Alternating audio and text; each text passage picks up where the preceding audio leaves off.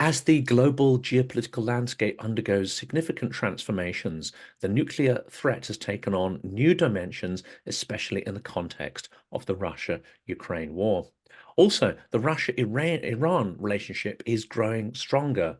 Khamenei has endorsed Russia's war in Ukraine, and this seems to have given Tehran more leverage in the bilateral relationship with Russia, while both countries are trying to weather the unprecedented scale of Western sanctions on their economies. Nevertheless, Russia's ties with Iran remain complex and characterized by areas of cooperation, stalled plans, and competition across various domains. Today, I'm speaking with Nicole Grajewski about the areas of cooperation and asking the question, Iran, Russia, are they best frenemies? Welcome to Slick and Curtain. Please like and subscribe to help new people find our incredible speakers. And if you add a comment, it also helps new people to discover the amazing guests that we feature. Please also consider supporting us by becoming a patron or buy me a coffee. But before you do that, look at the validated Ukrainian charities that appear in the description of the video. We're also going to be putting links to Nicole's sort of various platforms so you can follow her insightful comments on the Iran-Russia relationship. Nicole is a fellow at the Carnegie Endowment for International Peace. She's also an associate at Harvard's Belfer Center and author of the forthcoming book, Russia and Iran, Partners in Defiance, From Syria to Ukraine. Her areas of expertise include Russia, the Middle East, and North Africa, international relations, international security, defense, and military interventions. I'm delighted to welcome you to the channel. Thank you so much for having me. I'm really looking forward to it. Well, we're going to put a link to the book because I'm very much looking forward to reading that. It is forthcoming, and I know you'll be doing events there, so I do recommend people watch out for those.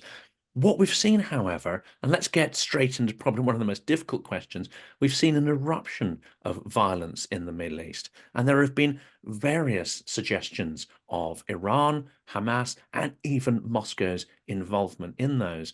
But what can we actually say for certain? Is that violence involving Israel, Gaza, etc., is that in Moscow's interests, or is there far more intentionality behind this?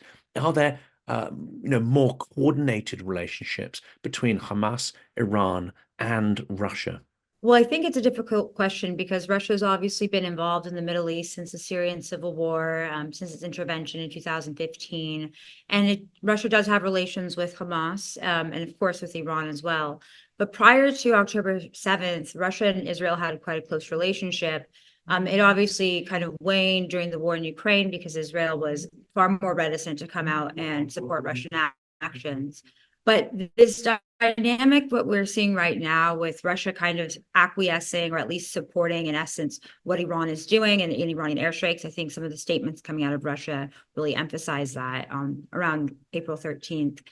I think that that's part of Russia's realization that this kind of distracts from the war in Ukraine. And it seemed to be what Russia's calculation was on October 7th, where you see Russia parroting the narratives about the global South and about anti-colonialism and how this is a struggle against an occupation. So I think Russia's actually been really instrumental in kind of capitalizing on this. I don't see direct evidence about Russia's active involvement in coordinating with Hamas and Iran to the same level that Russia was coordinating with Iran and Hezbollah and Syria in the Syrian civil war.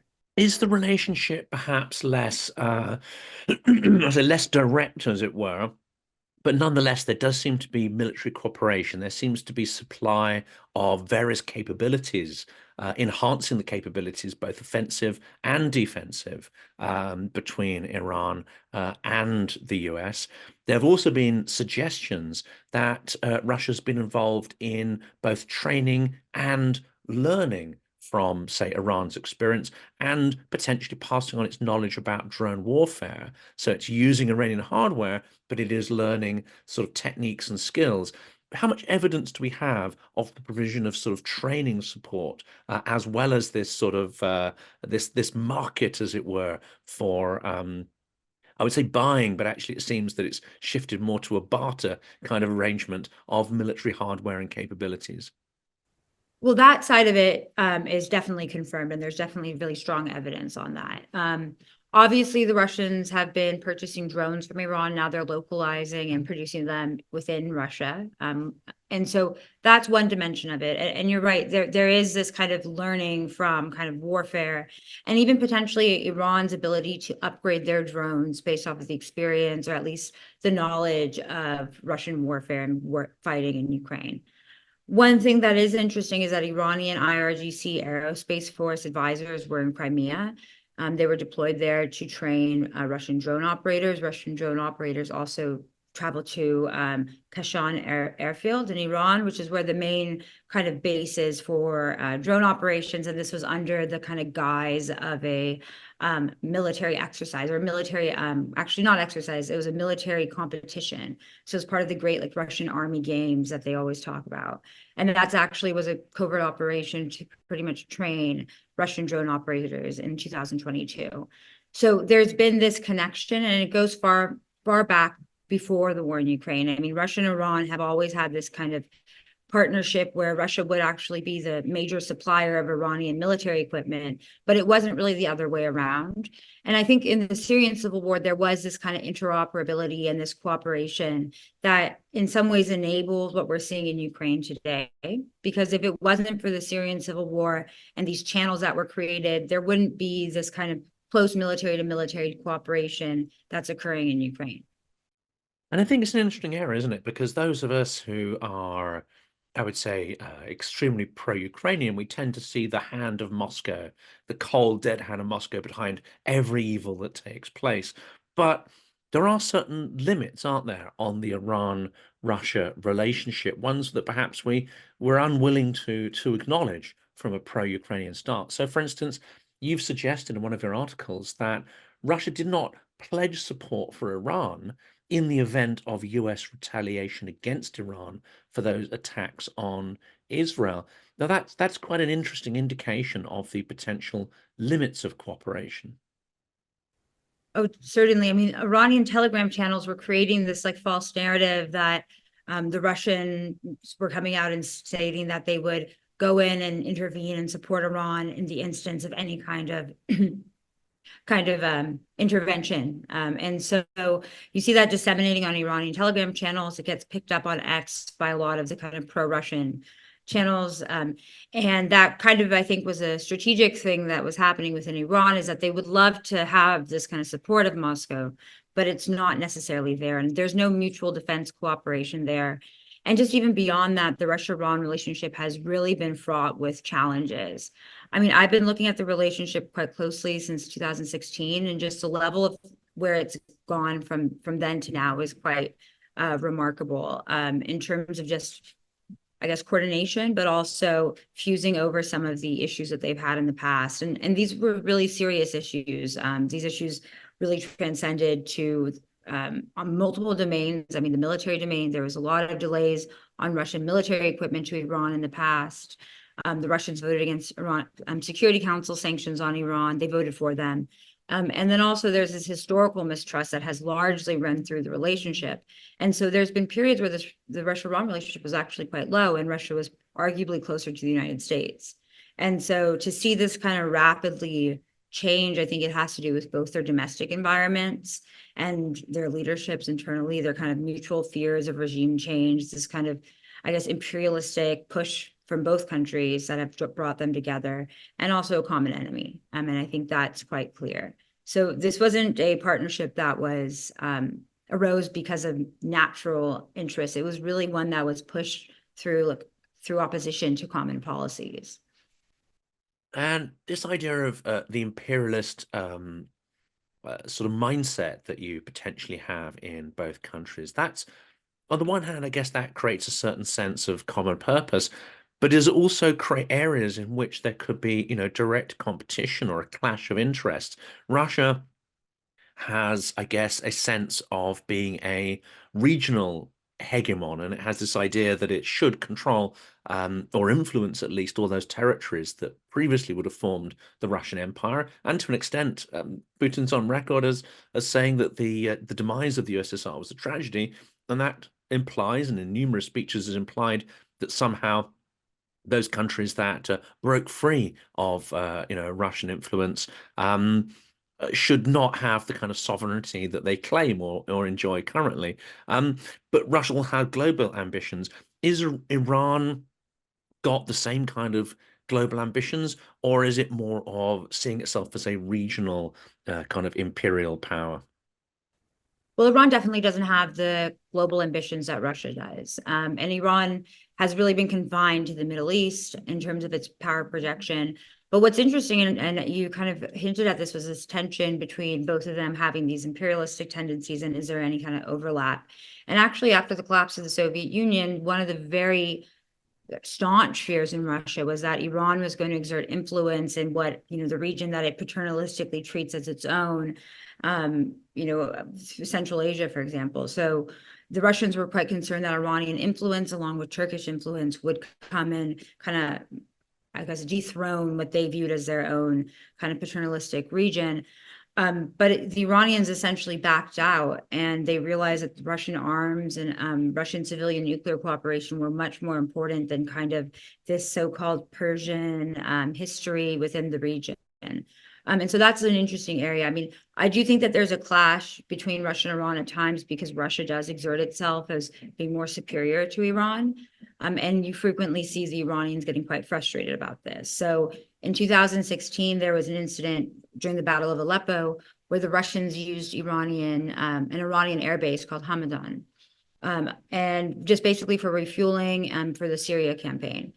And they publicized this, which really provoked a strong backlash in Iran, because they're quite sensitive to any kind of foreign interference or foreign presence in the country.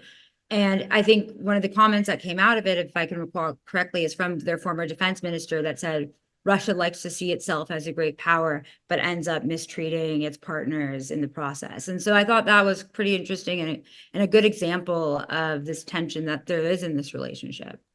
And that there must be interesting another tension as well, which is the religious one, because if we think back to a lot of the objections and rhetoric, especially to US involvement in the Middle East, it's often expressed as a sort of imperial power exerting, undue influence. But sometimes it's also expressed in religious terms, because we know that, the rate of belief in Christianity is pretty high in the US compared to Europe. And sometimes, of course, this is labeled in those sort of theological terms, as in terms of a clash of civilizations.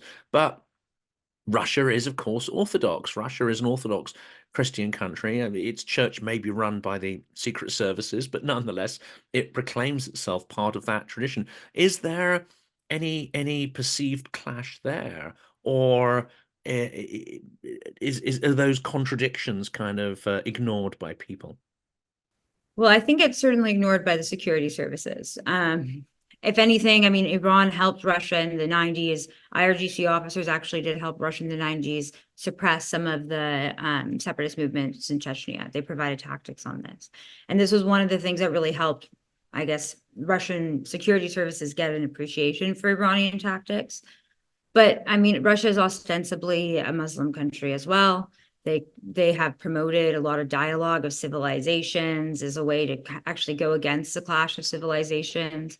And so I think religion is used instrumentally in this context. And so Russia has often tried to portray itself also as a Muslim country. So when the Organization of Islamic Cooperation, Russia is a participatory state, and Iran actually helped push Russia through that. And so I think this was around like 2003 or something. But it's interesting how Russia's really instrumentalized their identity in that sense. And then you see, the president of Tatarstan coming to Iran and kind of making this outreach, and a lot of regional connections with Muslim populations within Russia, where you see regional governors trying to come to Iran. So there's been an effort, I think, to kind of capitalize on this identity. And I tend to be part of the view that a lot of the times the religious side of relations is somewhat instrumental by elites, and it's not technically what's driving a relationship. I think for the Russia-Iran relationship in particular, it's much more based off of, military support and also these broader goals beyond that. And it's an interesting idea, isn't it? This commonality between autocracy and theocracy. And you could characterize Putin up until 2012 as being very much I would say, a non-mystical leader, a very, he's driven by circumstance, driven by opportunities and where he can take them. After that, however, he's increasingly characterized as elements of mystical, historical mythology enter in, but also certain sort of mystical elements around the destiny of Russia, Third Rome, all this kind of stuff, all this baggage that comes out of Russia's sort of, I would say, the white emigre community, the sort of almost one could class it as sort of fascistic, almost theocratic kind of stuff, and very much exemplified by Solzhenitsyn even after his return to Russia. So do Iran and Russia find some kind of commonality in the fact they're autocracies, or is there also some sort of merging interest in the increasingly, I would say, theocratic behavior of Russia's elite? Well, I wouldn't say that the kind of, Solzhenitsyn type ideology is essentially one that's central to driving the Russia-Iran relationship. I think that's really been in conflict with some of the more Eurasianist narratives that were really going around since even the 90s. And those kind of elites that have kind of favored that vision have really placed a preference on relations with Iran. Like Sergei Glaziev, for example, has been one of those major proponents of this and has kind of promoted that vision. But when it comes to democracies and kind of theocracies and this kind of deep sense of insecurity that both countries both feel, I think there's a lot to it. And I think that has been a major area of cooperation. And that goes back to the Green Movement in 2009, where the Russians helped Iran's riot police suppress protests. Iran borrowed tactics from the Russians on NGO laws. So a lot of the languages on Iran's domestic NGO laws are taken from the Russians, which is really interesting. And it shows this kind of diffusion practices. And then at the same time, Iran has, to some extent, been supportive of Russia's domestic situation, especially with the Wagner coup or the Wagner rebellion, whatever you'd like to call it. Iran was very supportive of that.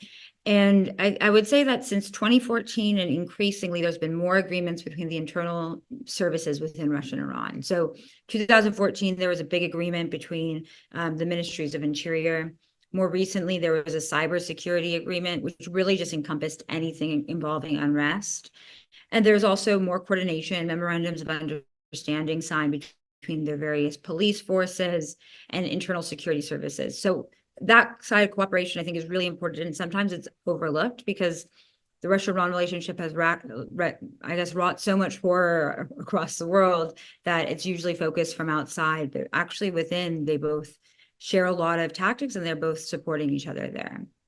That's an extraordinary thing there, especially when you mention the foreign agent / NGO law. I mean, we've been focusing on the channel this week on Georgia, where there's an attempt to foist the so-called Russian laws, and the argument about whether is it, Russification or Putinism being exported. I think some of us kind of certainly believe it's part of a pattern which ultimately leads to becoming like Belarus, which is a completely I would say, completely puppet regime of the Kremlin. It was commented, one of the speakers said that these same foreign agent laws are being pushed throughout Central Asia. So this starts to look like a strategy. This looks like some kind of, really serious attempt to coordinate creeping autocracy around the world. Yeah, I think so. I mean, I'm not too sure. The Iran's involvement is not. I don't follow Georgia so closely, so I wouldn't know about that. But I think that in terms of this broader movement towards autocracy and also the support for other regimes in peril, that's very consistent out of the Russia-Iran playbook. And that's partly why Iran was so interested in joining the Shanghai Cooperation Organization. It wasn't so much for economic incentives because there isn't any. It was really because it's a kind of a sovereignty boosting and regime security boosting organization. And a lot of the laws and a lot of the kind of statements become what essentially gets taken up domestically in these countries. And sort of throwing another juggling ball into the equation here, we have Turkey, which essentially not a sort of theocratic regime, and but at the same time, it does seem to, in many instances, it works for its local interests rather than aligning itself with NATO on the one hand or Russia on the other. It seems quite sort of quixotic. How does it balance this increasing closeness between Iran and Russia? I assume there are some distinct areas where it can cooperate, but there are other areas of, where their interests diverge. I mean, Turkey, Iran, and Russia, that could be like a 5-hour discussion. But so there's definitely areas of tension, and Syria is a good example of it, especially Idlib, where the Russians and the Turks are somewhat managing the situation, but also supporting competing groups, and ceasefires are being violated, and so it's a mess over there. And the Russians and Turkey are very much in conflict, but then also at the same time, the Astana process has served as this umbrella where Russia, Iran, and Turkey have kind of asserted their interests through that. And then, of course, with Nagorno-Karabakh, Iran and Turkey have quite a big disagreement over there, which is where, Iran has had a tense relationship with Azerbaijan and has largely supported Armenia. Russia's done this pivot where it kind of went from balancing, somewhat leaning towards Armenia, now really abandoning Armenia and being much more supportive of Azerbaijan and supportive of kind of Turkey there, but also reticent of Turkey's influence. So it creates these threads that aren't really consistent. And in many ways, sure, there's commonality, sure, they'll work together on managing these situations, but there is quite severe tensions between all three parties. And the way that it plays out trilaterally is quite interesting, because at times you'll see Russia siding against Iran with Turkey, or Iran and Russia siding against Turkey, and same with Iran and Turkey at times. And so there's this strange triangle dynamic, and I think it's one of the major contours of this relationship. But it's also, in essence, it hasn't really derailed the Russia-Iran relationship, which I find quite interesting, even though there's been tension there. And this seems to be an interesting pattern of where the world is moving from a fairly sort of bipolar relationship. You're either an ally of one bloc or another. It does seem that it's becoming more complex, and you may have countries who, as you described there, align on certain issues and remain competing on others and directly hostile on others. Are we going to see this potentially as a pattern emerging in the Middle East, global South Africa, where countries are not prepared to align themselves cleanly with the US, Europe, or Russia or China alone? I think, I mean, I think this is a broader movement that's been happening at least since the global financial crisis, where, US power is not as forceful as it was in the era of kind of unipolarity after the collapse of the Soviet Union. And also states are really asserting themselves and able to navigate between and even non-aligned with any kind of country. And I think it's this kind of multipolar dynamic, which is interesting when you think about Russia, because they've been promoting this for so long. But in essence, it does create a world that's much more disordered and where power is much more diffuse. But it also gives countries more agency. And I think that's kind of a dynamic we're probably going to be seeing more in the future, because it doesn't seem like global order is going to be continued to be purely a game between the US, Russia, and China. There are other interests at stake. And what we're seeing today is actually that really kind of festering and perhaps even growing. You've used I think a very sort of visual phrase in one of your articles, and that describes the Russia-Iran relationship as pariah solidarity. And we mentioned in the introduction about the unprecedented scale of sanctions. So the question is, how far are they pariahs together, or are they forming networks around the world of countries that don't actually have that same sense of, black and white, pariah or not? And certainly in Russia's evasion of sanctions and its resilience, actually, in the face of unprecedented sanctions, it kind of suggests that this concept of pariah is very much a kind of Western US-led one, as opposed to being universally accepted. Yeah, so partly the reason it was called the Pariah Pioneership, was for the editors of that article. So it was mostly about solidarity, which I think is interesting to apply to these states that are, more revisionist in a sense, or more kind of aggressive and hostile. But for Russia, Iran, and for a lot of countries, I think it's for the states that have essentially felt outside of the global system, outside of the US international order, often to their own doing. But it's kind of this sense where it's actually run through the Russia-Iran relationship, where they've supported each other in instances where both have felt besieged or have felt, I guess, under excessive scrutiny. And they've lent solidarity to each other. And it's quite interesting. You see Russia vetoing, even before the war in Ukraine in 2018, vetoing a resolution on the Houthis to support Iran, coming out in the Security Council to speak up against Iran and the US withdrawal from the JCPOA. And then Iran comes out with statements about the US nuclear posture review, which is really just directed towards Russia and China, and saying that this is US hegemony. And then even with China, I think you see that with the Russia-China relationship, where China has its own narrative about being this sense of a victim for, 2000 years of humiliation, and how it's kind of this nascent new great power. So the notion of solidarity, I think, isn't necessarily Western centric, but it's interesting to use it in the context of states that you don't necessarily have positive connotations with. But it's definitely there, and it shows how sometimes countries that feel excluded can form this kind of broader coalition of states. Does it also potentially, being relative outsiders to the international order, Russia clearly is intent on creating alternative to that order, its own sort of international disorder. I suspect Iran doesn't have, quite the same global ambition there, but being relatively outside of that system, does that drive both countries to be more extreme in some ways, and certainly in their cooperation too? Yeah, I think the articulation of different visions of international order has been a goal of both Russia and Iran. Iran's narrative was a bit different, but it's evolved to align a lot more closely to the Russian narrative. But that's been a major impetus.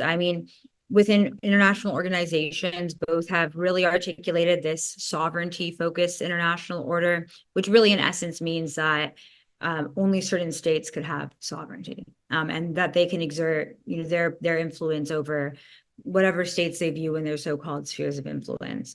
But it's been kind of a reaction to what they viewed as humanitarian intervention, R2P, the responsibility to protect. So that's one side of it, where it's kind of this sovereignty focus is a way for both countries to exert influence over other countries' affairs. But it's also been in reaction to what they perceive as, interference in their own internal affairs, and really shunning against that. So it's dual-sided in that essence. And then also kind of going back to what we were talking about earlier, was there's this narrative that both Russia and Iran are talking about, is like civilizational diversity and a diversity of interests in the world. And I think that's broadly to appeal to other countries, but also to make them seem like they're so altruistic and inclusive and wanting to represent the sovereign interests of different civilizations, which is essentialist it's essentialist. So it's very much based off this backward view of civilizations, but it is a broader call to create this alternative structure where Western influence is diluted. And that, of course, is a frustration, because that's great on paper, until, of course, Ukrainian civilization, or Ictharian civilization, Chechnyan, or Buratian civilization. When those are discussed, it's off the table as far as Russia's concerned. So that there's a high degree of clear sort of hypocrisy in there. But this relationship then between Iran and Russia, where do you think it's likely to go in terms of Syria and Ukraine? What kind of cooperation and what further, dare I say it, sort of violence, trauma, and horrific stuff will we likely to see come out of this relationship over the coming months and years? Well, it's different because the Syrian civil war is essentially in its final stages. There's not as much fighting as there was, and Russia's still involved, but it's not as active in areas where they're competing with Iranian interests.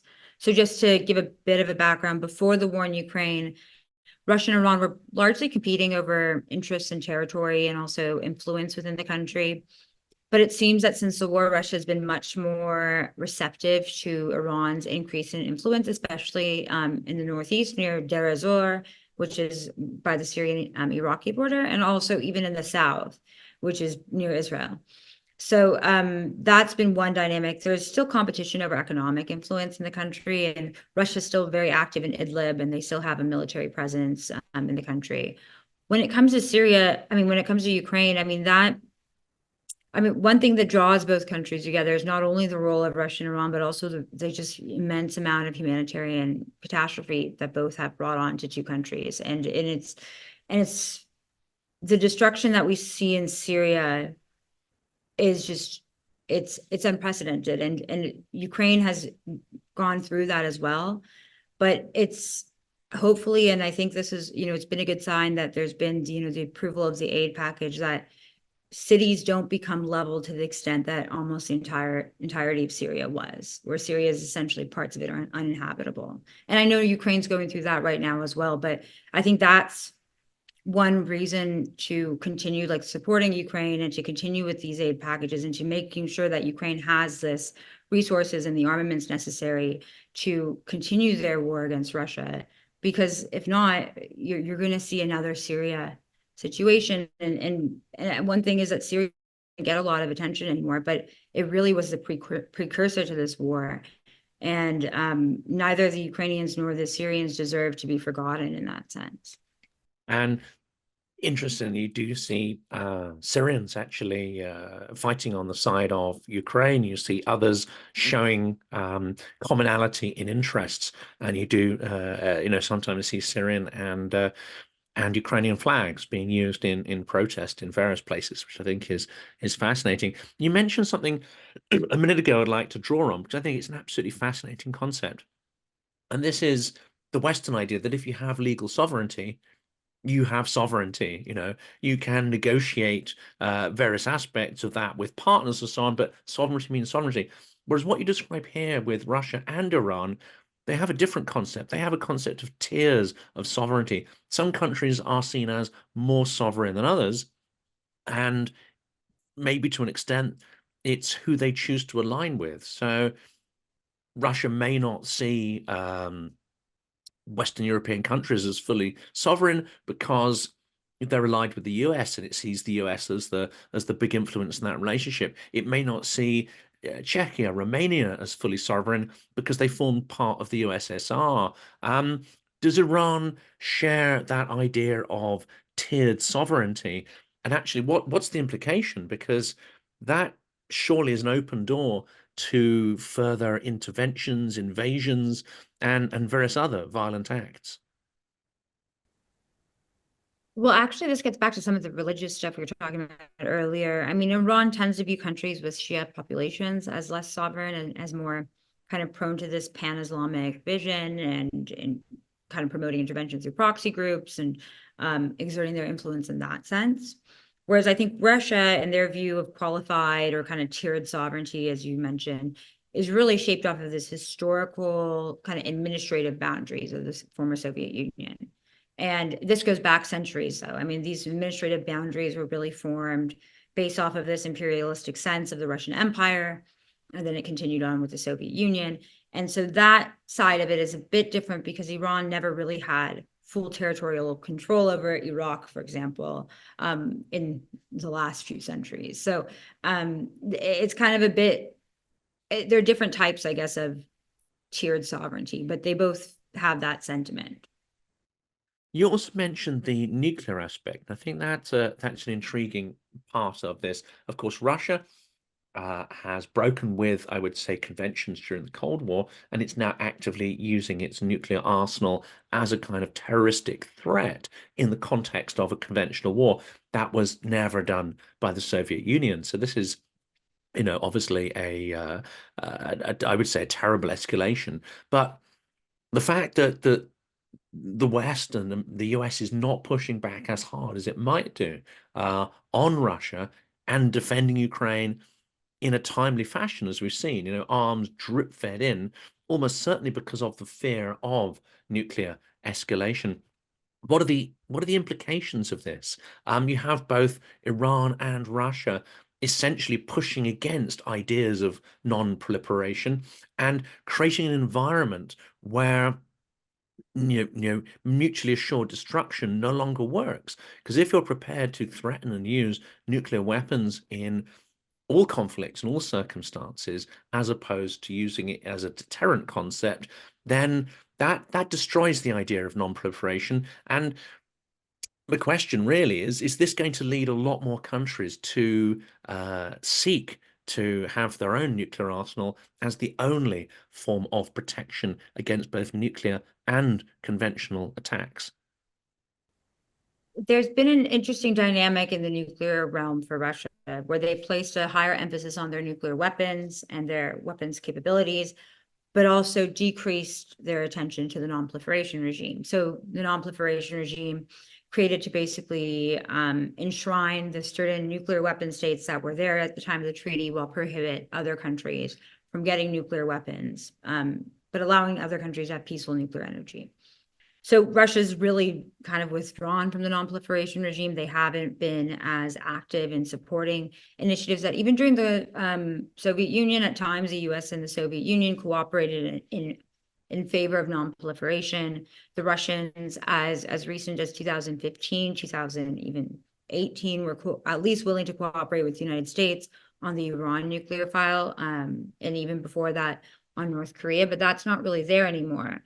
And so there hasn't been evidence that the war in Ukraine has led to the active acquisition of nuclear programs by countries. So we haven't seen any indications that countries are creating, trying to create power plants or get fissile material, which is essentially what you need for a nuclear weapon. That hasn't been, we haven't had any evidence of that yet. But there has been a lot of increasing nuclear rhetoric, and that's coming out of Iran, also coming out of South Korea. And so this is worrisome. And I think that the war has shown how a country with a nuclear weapons can really terrorize an entire country based off of these threats. But I think going forward, what you're going to likely see is Russia acquiescing to Iran's progressive enrichment, Iran's progressive non-compliance with the International Atomic Energy Agency, and just taking a step back and viewing this as a way to disrupt, or at least to distract the West from Ukraine in essence, because this is also a very big issue for the United States, is whether or not Iran eventually does break out. So it's a very frustrating and difficult dynamic.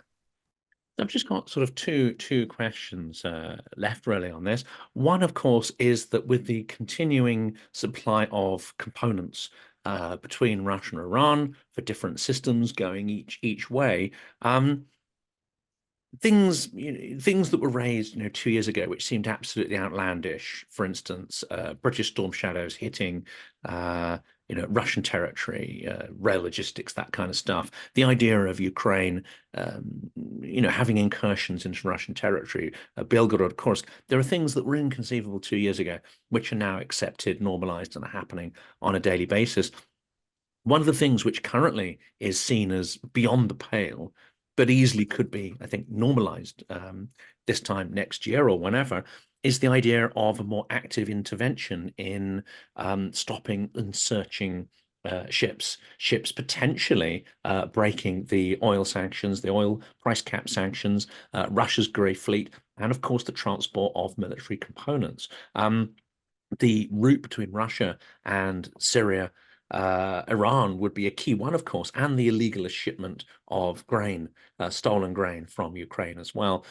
What do you think the challenges will be if, to try and end the war, Western alliance gets a lot tougher and seeks to implement these kind of searches or even blockades of ports and trade routes? Well, it would be very difficult in the Caspian Sea, which is the main conduit for Russia and Iran, for the shipment of drones, military components, stolen grain. That would be much more difficult in the Caspian Sea, partly because the Caspian Sea Convention forbids the involvement of any foreign military in the region. And it's not like these countries in the Caspian Sea are necessarily going to go and, align with the United States and NATO on, precluding Russian and Iranian shipments, partly because they're so entrenched in a relationship with each other and also with Russia. But I think in, the Red Sea and also in the Persian Gulf, there's been a lot of shipments of, wheat, grain, potentially from stolen territories, also going to Syria, from Russia, from Russia shipping stolen grain and wheat from Ukraine to these countries. And that's where I think there's potentially some ability to stop that. But I'm not, I'm not an expert on civilian maritime interdiction, especially when it comes to stolen grain and also these ships turning off their automatic, like their tracking system. So they basically go dark and they make port calls and they change ships. They do third-party trades on these ships. And so it's harder to track and it's difficult in that sense. I think creating a, oil sanctions regime against Russia also has the issue of the black market, and the black markets where actually Russia and Iran have been really competing over, stolen ships or kind of black market ships and what to use and export these their oil. So I don't know. I mean, I think it gets difficult partly because of geography, and it also gets difficult partly because of logistics. And I'm not sure that Russia values their grain exports to Iran as much as they value their munitions, and all their munitions are going through the Caspian Sea. Oh, that's really, really interesting to point that out and the challenges involved. The last question really then is, where does the relationship go from here? The so-called axis of intolerance. How can it escalate? What are the limitations on escalation? And I guess one would have to include China in here as well as another component in that so-called axis of intolerant regimes. It's always hard to predict the trajectory of the Russia-Iran relationship because they've had so many vacillations. But from this current context and the sense that both kind of need each other and are reliant on each other at this moment, it does seem like it's broadening the relationship. So Russia's been much more active on civilian space program. And, Russia's going to send an Iranian astronaut to space. And this is like one of their initiatives. There's a lot more business connections between the Russians and the Iranians, which has always been a weak spot, but it hasn't necessarily translated into economic gains. And then also on the military side, I mean, there's been reports about Iran delivering ballistic missiles to Russia. We haven't seen evidence of it.